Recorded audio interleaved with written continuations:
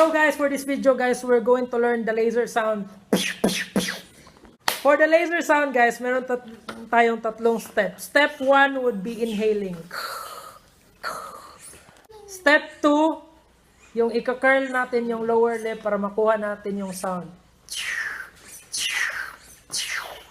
And step 3 would be the percussion. Pwede natin gamitin yung kick drum or the hi-hat. For the kick drum, ganito ang sound. For the hi-hat, ganito ang sound. Since nakuha na natin yung sound guys, pwede natin gamitin yun for a practice beat.